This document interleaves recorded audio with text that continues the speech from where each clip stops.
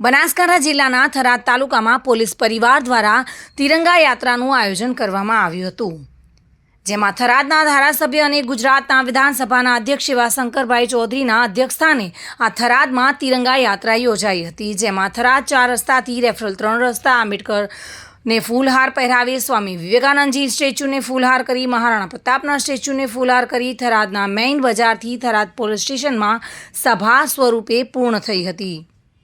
આ તિરંગા યાત્રામાં ગુજરાત વિધાનસભાના અધ્યક્ષ શંકરભાઈ ચૌધરી, બનાસકાંઠાના એસપી અક્ષરાજ મકવાણા, પરબતભાઈ પટેલ, કીર્તિસિંહજી વાઘેલા, શશિકાંતભાઈ પંડ્યા, ગોવાભાઈ દેસાઈ, કનુભાઈ જોશી તેમજ થરાદ પ્રાંત અધિકારી, મામલતદાર, ટીડીઓ, ડીવાયએસપી, આ ઉપરાંત તમામ પોલીસ સ્ટાફના સભ્યો અને આસપાસની સ્કૂલોના બાળકો તથા અલગ અલગ વેશભૂષામાં બાળકોએ કૃતિઓ પણ રજૂ કરી હતી અને થરાદ શહેરના સમસ્ત થરાદવાસીઓ હિન્દુ મુસ્લિમ દ્વારા ઠેર ઠેર તિરંગા યાત્રાનું સ્વાગત કરવામાં આવ્યું હતું।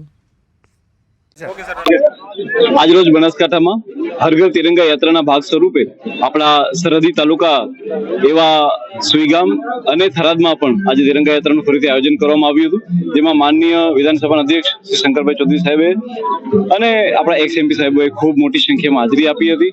થરાદના રહેવાસીઓ અને અહીંયાના સ્કૂલના બાળકોએ પણ ખૂબ મોટી સંખ્યામાં ભાગ લીધો।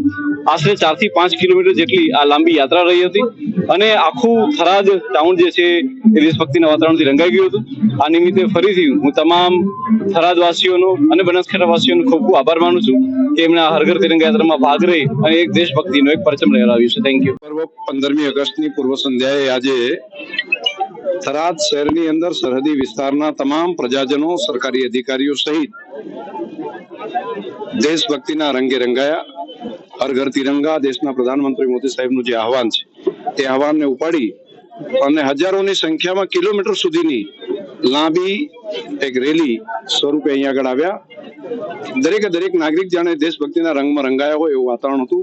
તમામને આવતીકાલની ખૂબ ખૂબ એડવાન્સમાં શુભકામનાઓ। આ ઉપરાંત થરાદના ડીવાયએસપી વાલોતરિયાએ સર્વેનો આભાર પણ માન્યો હતો। મહેન્દ્ર ઓઝા સાથે bureau report, today Gujarati news.